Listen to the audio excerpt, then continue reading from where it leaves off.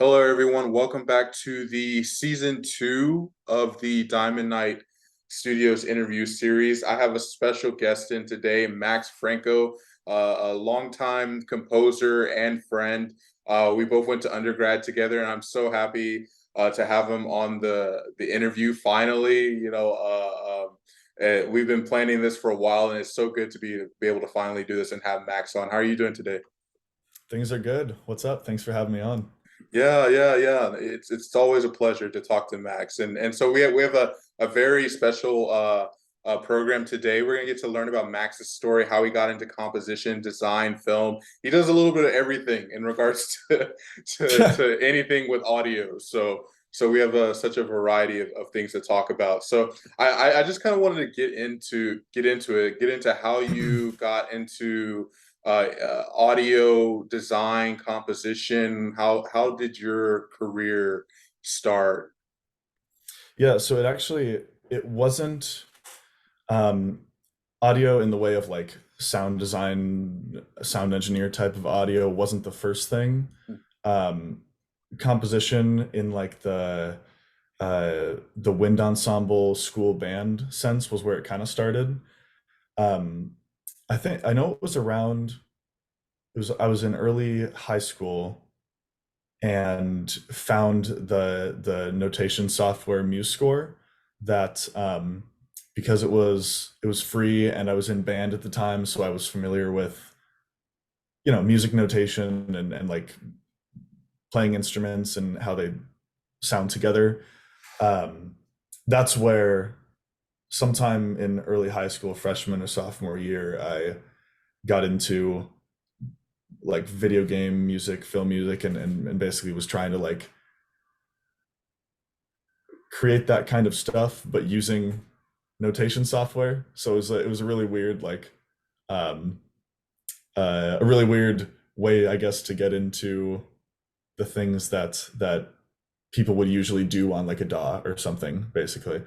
Um, and I was into band and instrumental composing all the way into my undergrad, which I did in Ohio, Youngstown State University in Youngstown, Ohio.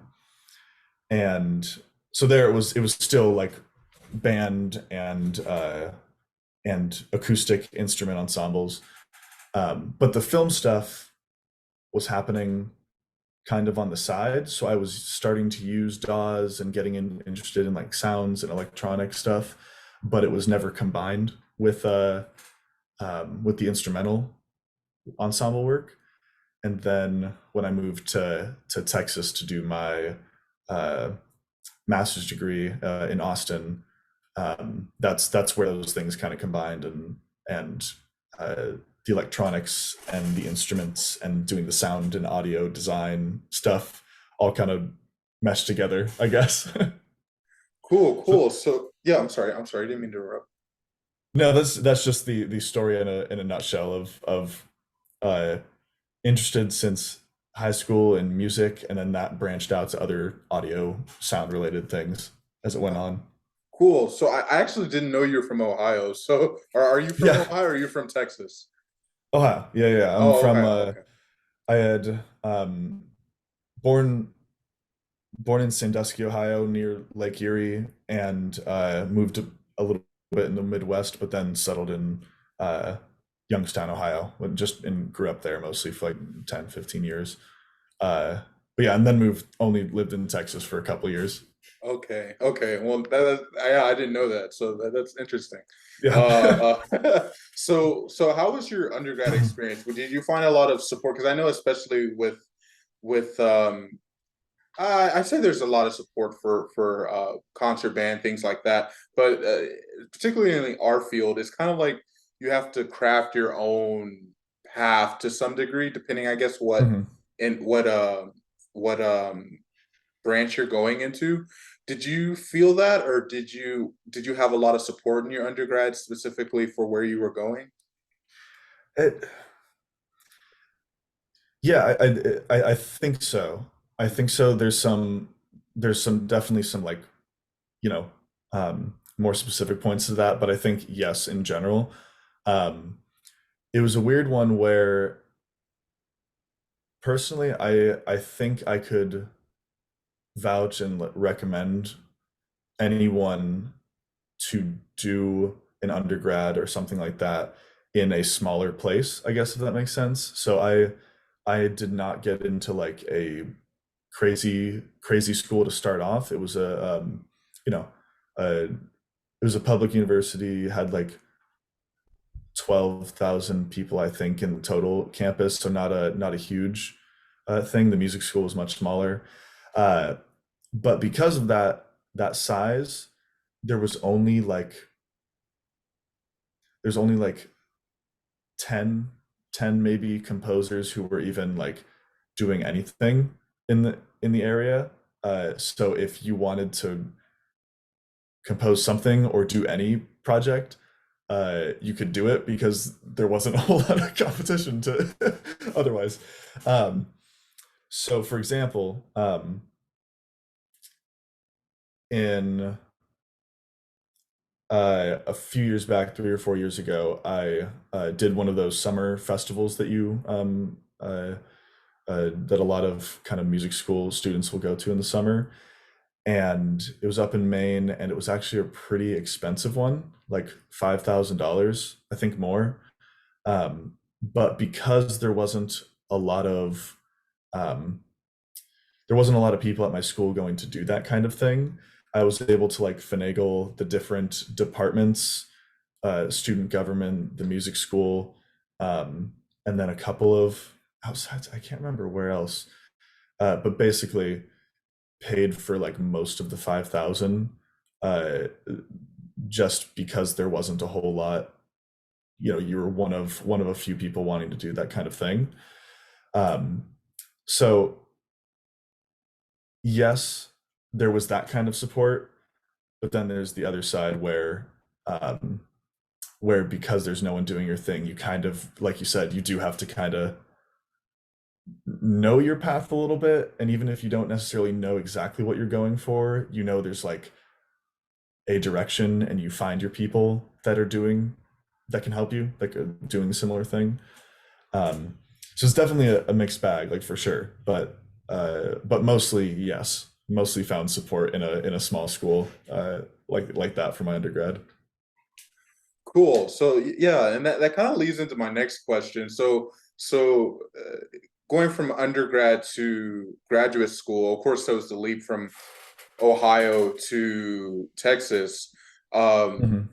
did you find a shift that move? Well, that was a I don't want to say turning point in your career, but do you think your focus potentially changed from like the traditional composer that people think of like concert classical to going over to more instrumental or electronic music, or did that just come later, or how?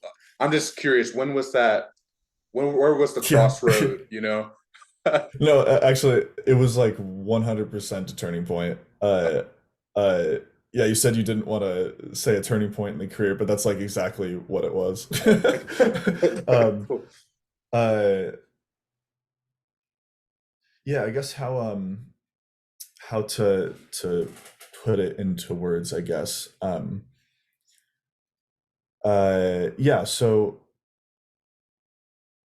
when I was in my undergrad, I mentioned that I was very like acoustic ensemble type of composer. Um, and I think that was just because of what was available. There wasn't a lot of electronic things happening, or really a lot of audio design in my old school. So I just didn't know a whole lot about it, and that led me to not do a lot of it. Um, but then that shift to getting interested in electronics happened almost like weirdly at the same time as finishing my undergrad and going to my master's. Um, and since then, having some more resources in that way, it's kind of like combined all of the work I do with ensembles, film, and live theater productions. All of those things have kind of combined into one thing because with live theater and film, I'm doing composing and sound designing, kind of a similar, there's some crossover, I guess. Um, and then in my ensemble music, I've kind of found this little thing that I like where I'm finding sounds, you know, sounds from the real world, field recording type stuff, and uh, combining that with instruments. So it's kind of like it's sort of like the same thing as the film sound design and music. So at some point in going from moving from Ohio to Texas and all the different resources that came with Austin, I did kind of find a different path, I guess. It changed a little bit. Is that was kind of the question, right? Yeah, that's perfect. And that actually is like a segue to my next question because I've I've noticed particularly in film nowadays that scores are becoming a lot more elaborate on the modern side of where we're trying not that we're getting away from the John Williams type of scoring, but it's just becoming more sound design heavy. And like you think about like Across the Spider Verse, like there's so many things in that film that are just basically sound design. And so I'm just curious, where do you get your inspiration for that type of music? 'Cause I know some people they just hear like I don't know a train or an elephant or a ambulance, and they're like, okay, I'm gonna run that through some synthesizers, some filters, and we're just going to make a completely different sound. But like for you in your process, what do you do to find inspiration? I know that's a big question, but But literally like exactly that, the train thing. That's what I like, that's the kind of stuff that I get into, I guess. Uh since sound has kind of become the thing for me, it's like those uh the sound is the thing that I guess inspires me. Um in this one little short film that didn't end up actually panning out, but I worked with the director a little bit and tried to find some sounds for it. It was about a car crash was like the central thing happening in it, um, and to find this uh, ambient sound, I guess that you could use in some of the scenes. I thought of the sound of like a car passing by, how it's like a boom. There's like a swell from nothing to a lot to nothing. Um, and I thought, oh, that'd be kind of cool if you just sampled that and added some filters on it to create like a more musical sounding swell. Um, and so it ended up like working and being kind of cool for that scene. So yeah, like I think the inspiration kind of comes from exactly what you described, like the sound design, the idea of like a sound being an instrument, or like any sound being something that can be emotive, I guess. Um, yeah, that's kind of where the inspiration comes from. Is there anything that you found specifically with that kind of sound design? You mentioned the Spider Verse yeah, stuff. I've actually been trying to get better at it because I'm acoustic composer, been acoustic composer all through undergrad, and now I'm reaching my turning point, I guess, where I'm starting to realize that you can do so much with synthesizers, and you can it's not even just the LFOs and all the the envelopes and all that, but just the range in itself can add so much to the musical content that is acoustic. So Hmm. I've just been inspired by all these hybrid scores that have been coming out, that it's not specifically just like score, but it's because we're in the modern era, it's like I guess that's where I think film music is going, at least. But I've been inspired by composers that do that, and so I'm trying to conform to Hmm. the need for it, because I think maybe, and this is maybe just my opinion, I think more directors are starting to maybe subconsciously want that. I don't know if if that's your experience with I think but so. yeah, but it's a but it depends on the director too. But yeah, I've just been trying to get better at writing more I electronic mean, stuff. I think it's like it's kind of becoming part of the voice. I always when I go through my like head of recent things that included some of what we're talking about. The uh, Goranson, um, I think that's how you pronounce it. The um, score for Tenet. How there was like I think it was one of the road rage scenes basically where it was the orchestra recorded normally and then revert. No. What it was there were themes set up throughout the movie, musical themes throughout the movie, and he recorded the orchestra playing that same theme backwards. So he composed it backwards, and that with the intention of then reversing it again, so that it was the same sound, the same theme, except it had these like weird audio artifacts from being now reversed. Um, and like it goes along with the theme of the movie, palindromes, uh, everything's in reverse, but also forward at the same time. It's just those, I think those kind of things, since we have the ability to do that really easily now, it's it's just becoming part of the language, I think. And so for me, I don't use a lot of samples, like instrument samples, very much when I'm scoring. I use a lot of sounds that I just picked up from somewhere, because I just have in my head that like, oh, this might sound good, and I can create this sound without using an instrument sample. So I think it's all part of the language now, I guess, in composing, and it sounds more modern. It sounds more uh, real, I think, because it is real sounds. That's where I'm at with it, basically.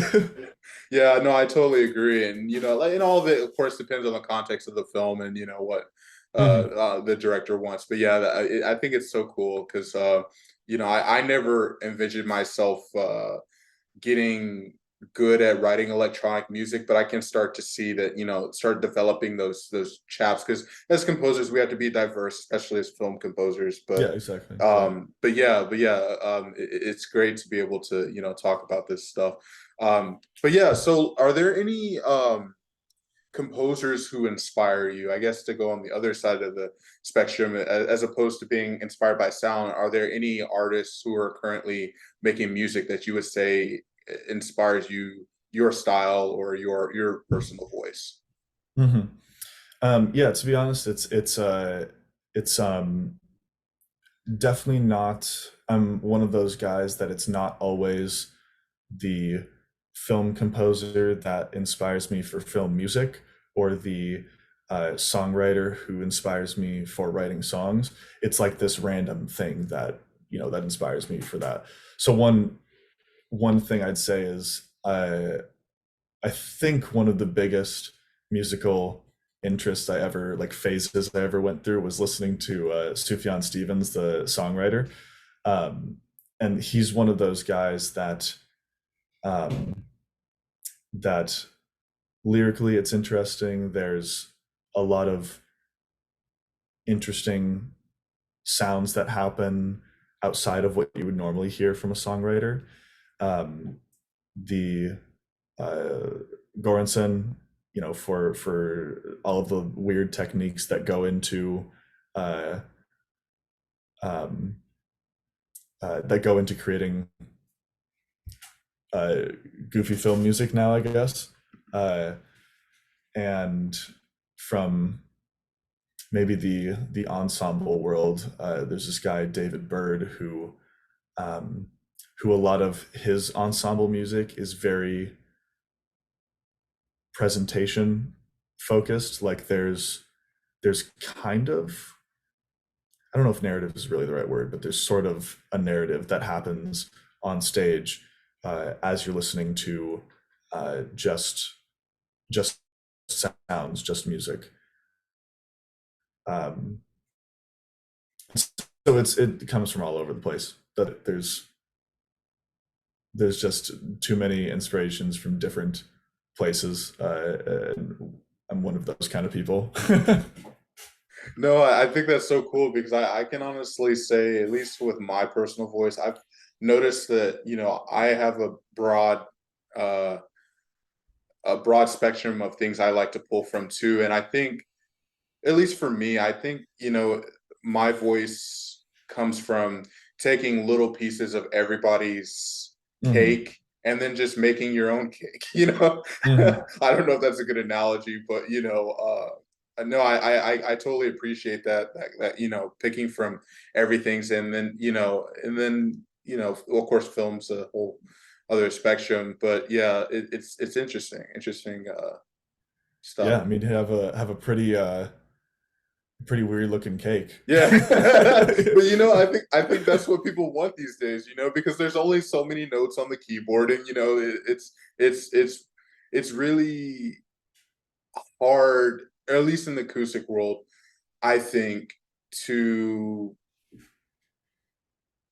you have to be very, like, tonal music, I think, is kind of like peaking, you know what I mean? I don't know if that's a good word to use, but I think, Hmm. because you only have so many notes on the keyboard, and if you use the chord progressions, I think there's a certain limitation that I think electronic music breaks, and I think maybe that's why some directors prefer it, but that's just my personal opinion. um I I think yeah. there is something to it. Uh, Obviously, I won't say I've figured it out at all. There's people who would much have a bunch better grasp than I do and everything. But I've kind of found that whereas in kind of tonal context, you have the very, very basic example of like major or minor being sad. There's also like sound uses to where something that has a lot of high end frequencies is naturally going to sound harsh, grating, um, painful, whereas something with uh, not a lot of high end frequencies and maybe a lot of mid or something is probably going to sound warm and kind of smooth. I think there's a language with the things you can do, thinking of just the sound rather than like a tonal context. Um, and and it's not like everyone's gonna notice that. Yeah, I guess there's an analogy there. It's not like everyone's gonna notice the same way major and minor. They won't necessarily, audience won't necessarily know why it sounds happy or sad, to put it in really easy terms. But for the same reason, um, audio production, I think, has the same kind of language that you can work with, and you can make a lot of interesting things with.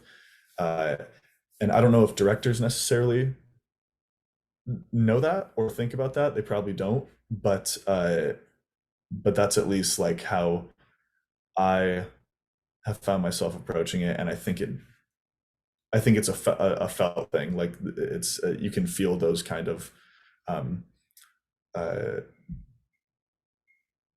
emotions that come from different sounds, even if you can't actually explain it, if that makes sense. Yeah.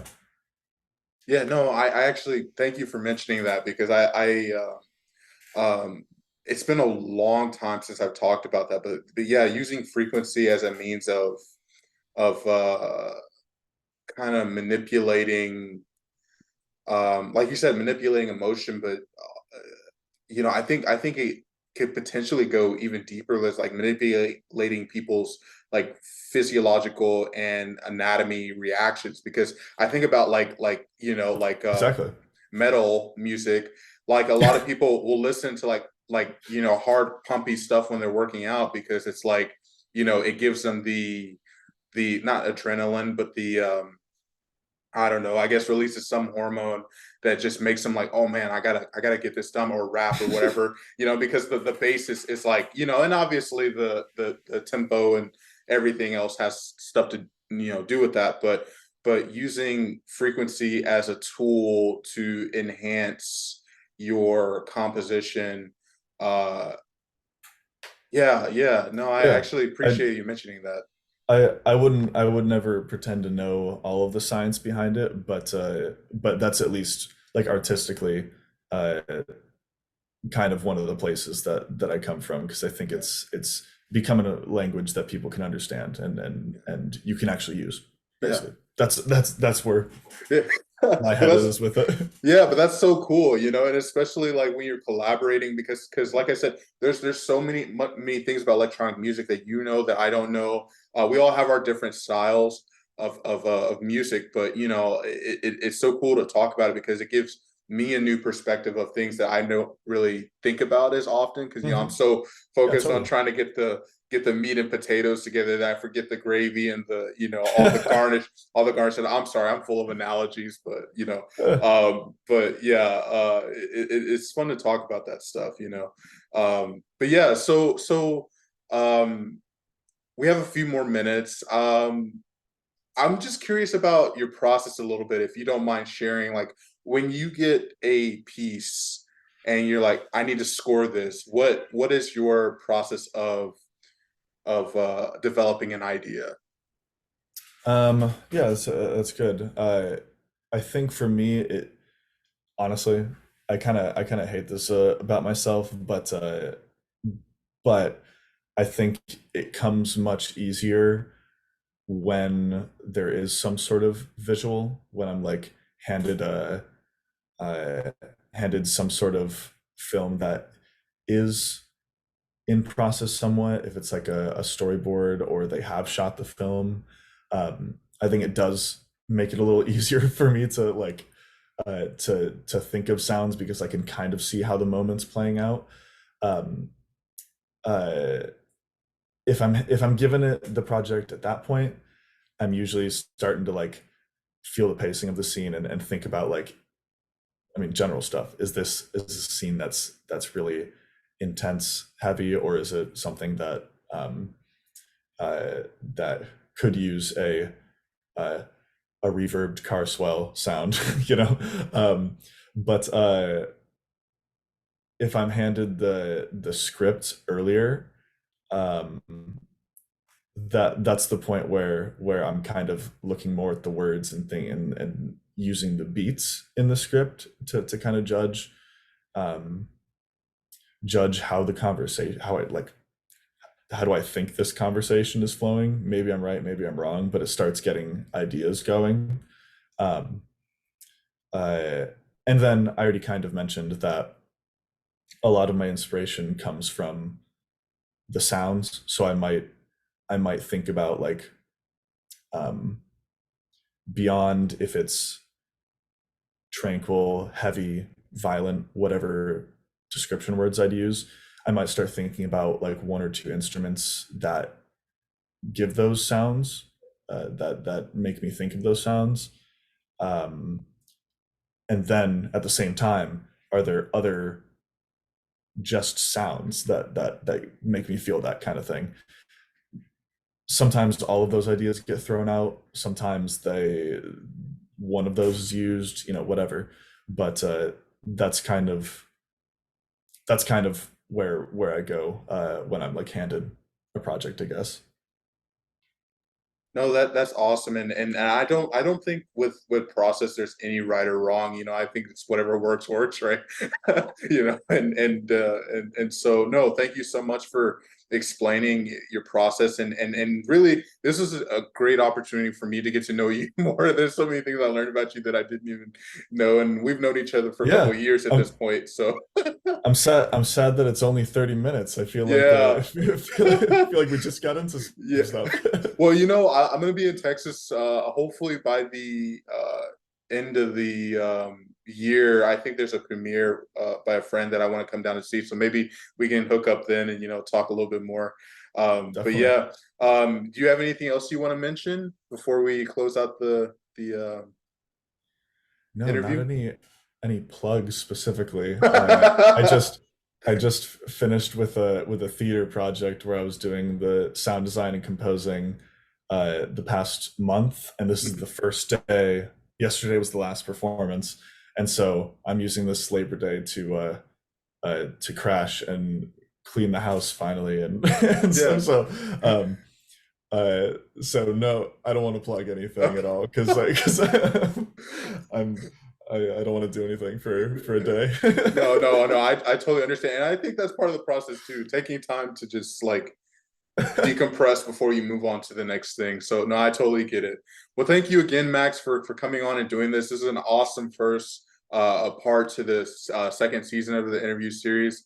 And you know, it's Yeah, always a man. pleasure to talk to you. And I'm looking forward to seeing you in Texas sometime. And you know, we'll have a chats over talk coffee or whatever. But yeah, it's good Yeah, to see you, man. definitely. All right, we'll catch you later. Yep. See ya. Thanks.